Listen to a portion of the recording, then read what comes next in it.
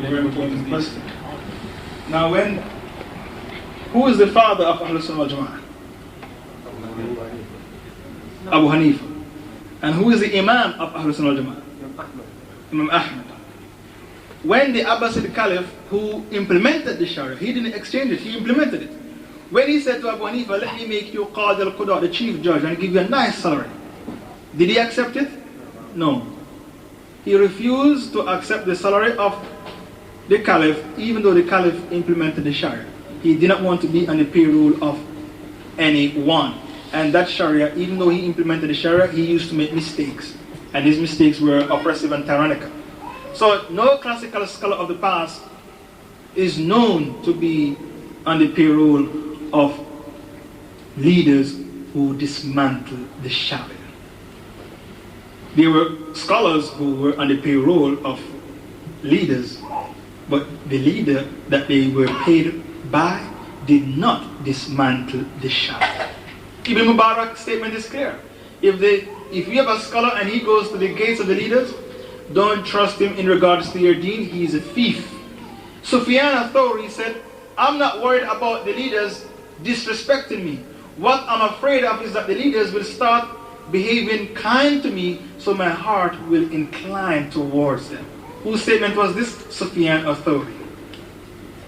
And when Abu Hanifa could not be controlled, he didn't pass the fatwas they want, they locked him up in prison. And what did they do? They poisoned him. And he died in Sajda, because he knew that they poisoned him. So Abu Hanifa, the father of Ahlul Sunnah wal Jama'ah, died in a state of Sajda.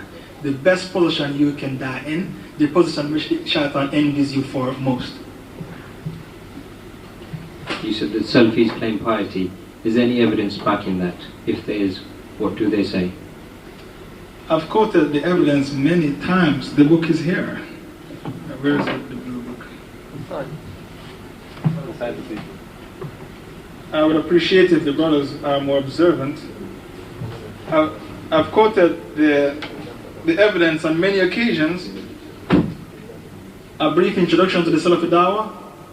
They said that we are the saved sect. They said the Salafis are Ahlul Sunnah wal Jama'ah. They are the Ta'ifa Mansura, the aided and victorious group, and the Firqa Najihah, the saved sect, which have been mentioned in the following statement of the Prophet ﷺ: they shall not cease to remain a single group from my community upon the truth victorious.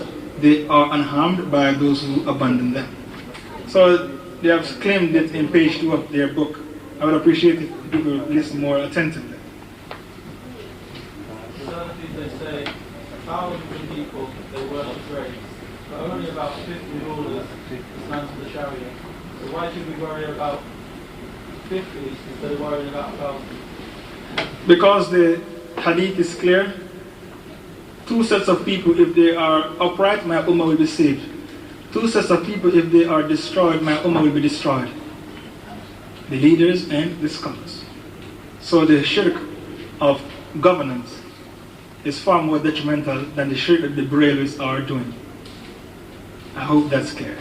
And the Prophet said, I fear for you I fear for you this fear more than the Dajjal, wicked scholars.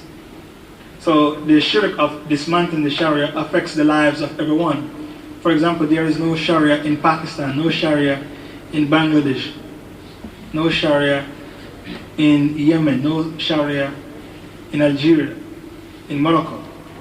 So there is no zakah system, so the people are poor. So they come to this country for money, to earn a living. So they come to this country, to the Kafir country, to earn a living because there is no zakah system, they are oppressed.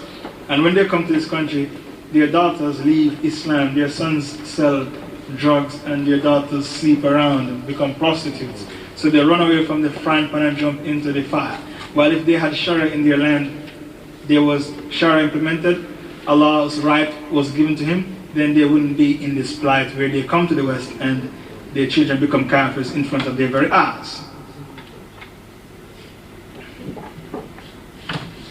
If the Salafis have the wrong Aqidah and non-Islamic belief, then who are the right Salafis? We call them the classical Salafis. I said the classical Salafis are people like Safar Hawali and Salman al-Awda who demand the implementation of the Sharia and told the people in Saudi Arabia there is no Sharia in Saudi Arabia. These are called the classical salafis, not the Saudi salafis who cement the throne of the apostate leaders in exchange for money. They say that the rulers are doing the less of the two kufrs. Where do they get their evidence from? The salafis, what is general, they make it specific, and what is specific, they make it general. Now, when the Khawarij pronounced Ali a kafir, Ibn Abbas said, kufr duna kufr, a minor kufr.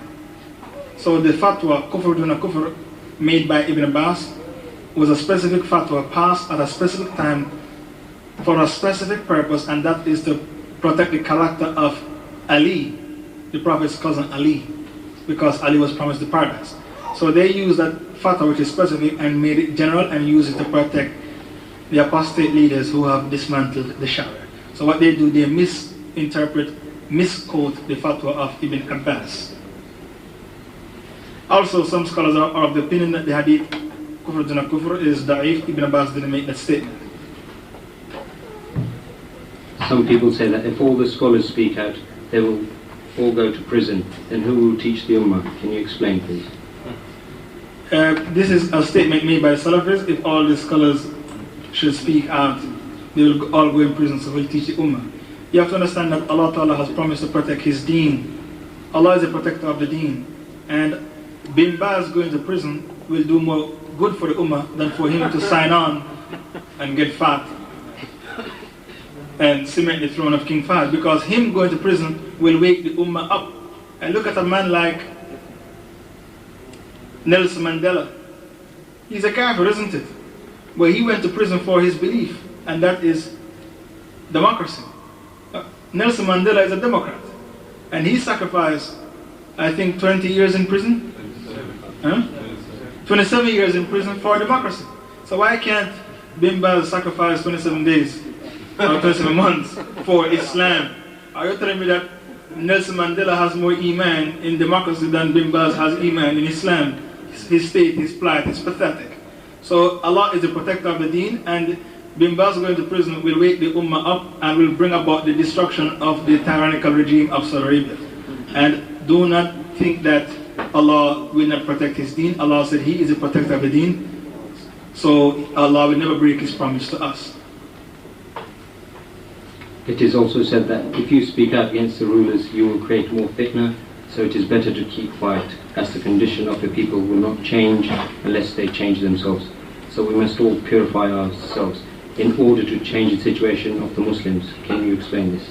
Yes, the Salafis believe that to enjoin the right and forbid the wrong is fitna. Their definition of fitna is if you open your mouth and enjoin the right and forbid the wrong. We refute this by saying the Prophet ﷺ said, Afdal al-jihad, kalimat al-haq in the sultan, ja'ir. The best jihad is to speak the truth in front of a tyrannical ruler. So we prefer to go along with the hadith of the Prophet, where the Prophet said, the best jihad is to speak the truth in front of a tyrannical ruler. We will not go along with your dodgy aqidah. Also the Prophet said, Man ra'a minkum munkara falyughayyirhu biyadihi, fa in lam yastati' fa bilisanihi, fa in lam yastati' fa biqalbihi wa dhalika ad'afu al-iman. Any one of you who sees an evil act, let him stop it with his hands. If he cannot, let him condemn it with his tongue. If he cannot, let him hate it in his heart, and that is the weakest level of faith. So we have no choice. We have to do what the Prophet said: condemn it, stop it with your hands, or condemn it with your tongue, or hate it in your heart. So we are merely doing what the Prophet has commanded us to do.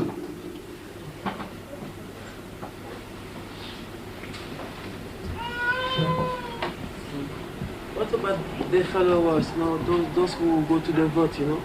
They go to the vote to... The followers of the Salafis? Yes, they go to the vote to vote. What is the verdict upon them? Vote? Yeah, vote. Election. Some of them go to parliament, like Yeah. Dr. Rahman of the Khalif and those people. A person who sits in parliament, first of all, is shirk to sit in parliament. And in the Quran, in Surah Nisa 140, Allah said, if you sit where Allah sends a ridicule, you will become a kafir like that. So a person who sits in the parliament and he knows that he's doing something haram, he has nullified the shahada.